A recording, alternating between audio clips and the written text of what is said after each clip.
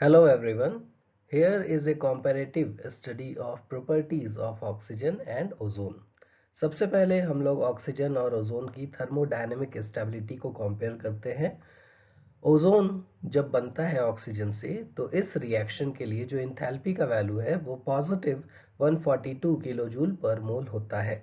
यानी कि ओजोन का कन्वर्शन ऑक्सीजन में एक एक्सोथर्मिक प्रोसेस होगा जो कि इस रिएक्शन का रिवर्स है। और इससे हम लोग ये कंक्लूड कर सकते हैं कि oxygen is thermodynamically more stable form than ozone, है ना। क्योंकि जब ऑक्सीजन प्रोड्यूस हो रहा है ओजोन से तो एनर्जी रिलीज हो रही है, यानी ऑक्सीजन ओजोन के मुकाबले लोअर एनर्जी स्टेट में रहता है। अगर हम लोग दोनों का मैग्नेटिक प्रॉपर्टीज को कंपेयर करें तो ऑक्सीजन का अगर हम लोग मॉलिक्यूलर ऑर्बिटल थ्योरी के अकॉर्डिंग इलेक्ट्रॉनिक कॉन्फ़िगरेशन लिखते हैं तो उसके जो लास्ट दो एंटी बॉन्डिंग मॉलिक्यूलर ऑर्बिटल्स हैं उनमें एक एक अनपेयर्ड इलेक्ट्रॉन मौजूद होता है, जिसकी वजह से ऑक्सीजन एक पैरामैग्नेटिक सब्सटेंस बन जाता है। लेकिन ओजोन में सारे इलेक्ट्रॉन्स पेयर्ड अप होते हैं, जिसकी वजह से ओजोन जो है वो डायमैग्नेटिक होता है।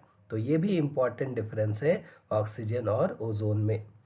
अब अगर हम लोग इनकी बॉन्ड लेंथ को कंपेयर करें तो फिर से हम लोग मॉलिक्यूलर ऑर्बिटल थ्योरी के हेल्प से ऑक्सीजन का बॉन्ड ऑर्डर कैलकुलेट कर सकते हैं जो कि आएगा 2, और रेजोनेटिंग स्ट्रक्चर्स के हेल्प से ओजोन का बॉन्ड ऑर्डर कैलकुलेट कर सकते हैं जो कि होता है 1.5।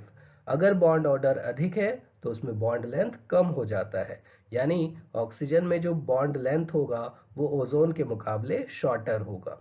ठीक है। और फाइनली इन दोनों में एक और इम्पॉर्टेंट डिफरेंस है कलर का।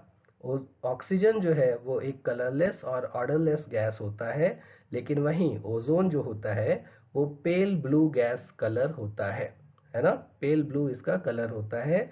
अगर इसको हम लोग लिक्विड स्टेट में देखें तो ये डीप ब्लू कलर में कन्वर्ट हो जाता है, और अगर सॉलिड स्टेट में देखें तो इसका कलर हो जाता है वायलेट।